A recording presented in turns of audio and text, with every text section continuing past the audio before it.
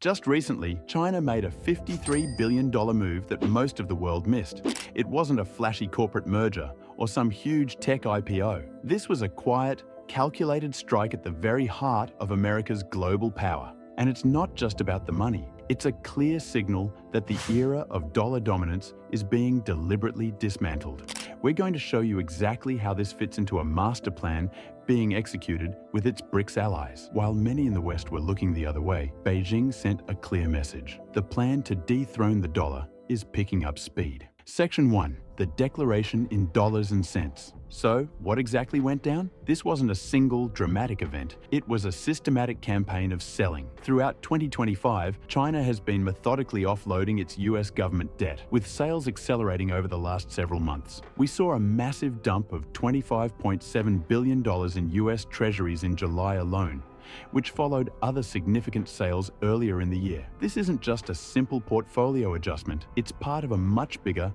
long-term strategy. By October 2025, China's official holdings of US debt had plunged to around $688.7 billion. To give you some perspective, that's the lowest level seen in 17 years. A reduction of this size is no accident. In the world of high finance and geopolitics, numbers like these are messages. They are statements of intent. For decades, the global financial system ran on a simple understanding. America spends, and countries like China save by buying its debt. This deal funded America's deficits and gave other nations a supposedly safe asset to park their national wealth in. But the events of the last few years have shattered that illusion of safety. China's actions are the loudest declaration yet that the old rules just don't apply anymore. This sell-off isn't just Beijing rebalancing its books. It's Beijing cashing in its chips from a game it no longer sees as fair. To understand why this is all happening now, we have to look at the event that sent a shockwave through the entire global financial system. Section 2. The weaponization of the dollar. The game completely changed in 2022 when the West made the unprecedented call to freeze nearly $300 billion of Russia's foreign currency reserves. It was meant to be a knockout blow, but it backfired in a way no one expected. It sent a chilling message to every nation on Earth, and you can bet that message was heard loud and clear in Beijing.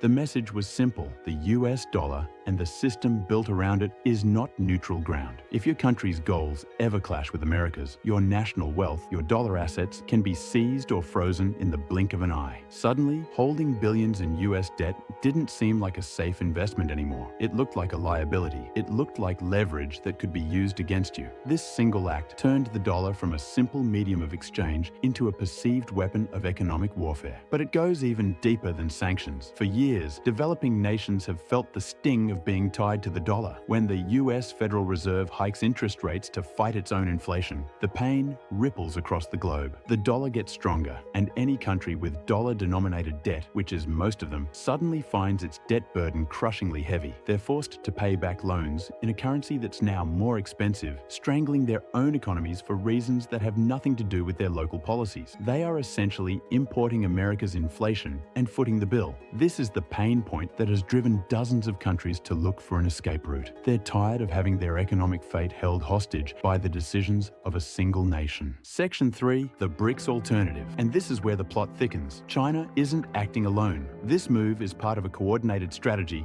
with the BRICS nations, an alliance that's rapidly growing in power and influence. The bloc has already expanded, welcoming major energy producers like the UAE and Iran as full members in 2024, creating a formidable economic force that represents a huge slice of the world's population, GDP, and energy production. For years, the BRICS nations have talked about building an alternative to the dollar-dominated system. Now, they're actually doing it, but it's not what you might think. They aren't trying to roll out a new global currency to replace the dollar overnight. That would be almost impossible. Instead, their strategy is way more subtle and probably more effective. They're building a parallel system, piece by piece, to make the dollar less and less necessary. The key to this strategy is shifting trade to local currencies. This is one of the biggest clues about where where money is headed, and it's barely getting any attention. While there are some sensational claims out there, the underlying trend is revolutionary. Just look at the evidence. Russia and China are now settling the vast majority of their record-breaking trade almost entirely in yuan and rubles. This wasn't a choice so much as a necessity after Russia was cut off from the dollar system, but in doing so, they created a blueprint for others, and others are following. In a landmark deal, Bangladesh is now paying Russia in Chinese yuan for a nuclear power plant. Let that sink in. A South Asian country is paying a European nation for nuclear tech using China's currency. This is the new world taking shape right before our eyes. Even India,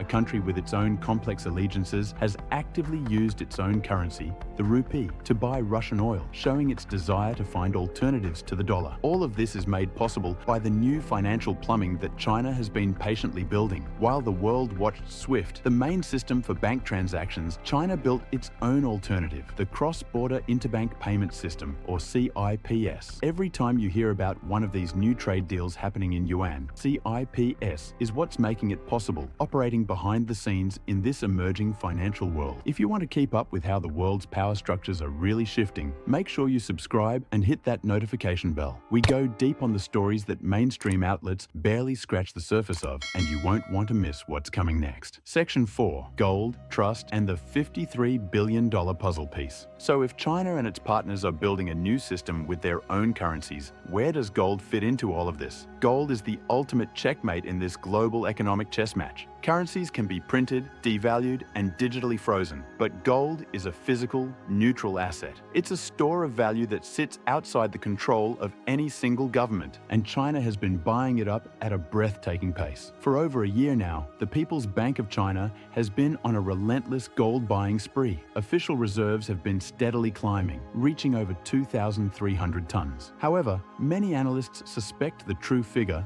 held in various state-owned entities, is far higher. Why are they doing this? Because gold is trust. In a world where faith in dollar assets has been shaken, gold offers a solid foundation to build a new system on. It provides a backstop of credibility for the yuan and the alternative financial architecture the BRICS are putting together. Now, let's tie this all back to that multi-billion-dollar sell-off. This is the final piece of the puzzle. That massive sale of US debt wasn't just symbolic, it was a strategic reallocation of capital. China is actively swapping an asset it now views as a political risk, US treasuries, for assets that serve its own strategic goals. Part of the money from these sales gives Beijing the firepower to defend its own currency, the yuan, from market swings. But it's also an offensive move. By selling US debt, China frees up capital to pour into its Belt and Road Initiative, funding global infrastructure projects in yuan and weaving its currency deeper into global trade. And most importantly, it lets them keep diversifying into hard, untouchable assets like gold. China is trading America's paper promises for physical gold and strategic influence. It's a clear shift from relying on an IOU from a rival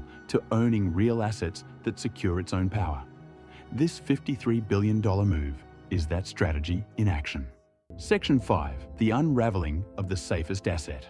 For more than half a century, the world operated on a simple bargain. The US could run massive deficits and rack up a staggering national debt, now spiraling past $38 trillion because everyone else had to buy that debt. US Treasury bonds were seen as the safest asset on the planet, the very bedrock of the financial system. Countries like China and Japan recycled their huge trade surpluses back into US bonds, essentially loaning America the money to buy their stuff. But ask yourself a simple question. What happens when your biggest customers start to systematically walk away? China's massive sell-off isn't just a headache for the US Treasury, which now has to find new buyers for its ever-growing mountain of debt. It's a crisis of confidence. When the world's second-largest economy systematically reduces its holdings, it sends a powerful signal to every other central bank and investor on the planet. It chips away at the trust that made US debt the world's go-to reserve asset. If the biggest foreign holder no longer sees it as completely safe, why should anyone else? You can already see this in the data. While the dollar is still dominant, its share of global reserves is slowly shrinking. 2 decades ago,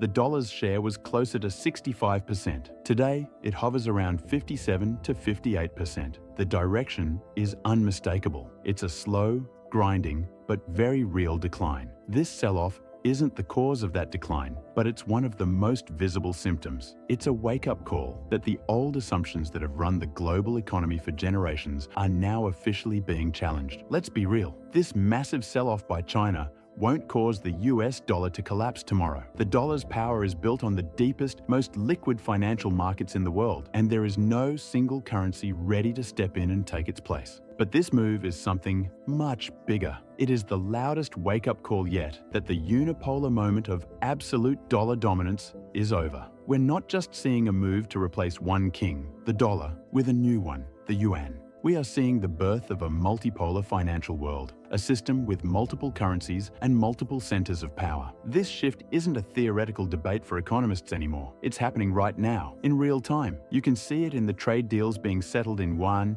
and rupees, in the new financial plumbing being laid by CIPS, in the ever-growing piles of gold in Eastern central banks, and in the deliberate strategic selling of US debt by one of its biggest creditors. This strategic offloading of treasuries isn't the single event that ends the dollar's reign. It's the declaration that a new era has already begun. It's the sound of a foundational pillar of the old world being deliberately chipped away. The question is no longer if the dollar's singular dominance will be challenged, but how we will all navigate the new world being built in its shadow. What do you think about this massive shift? Is this the beginning of the end for dollar supremacy, or is it just a tremor in a system that's too big to fail? Drop your opinion in the comments below. I read all of them, and this is a conversation we all need to be having. Thanks for watching.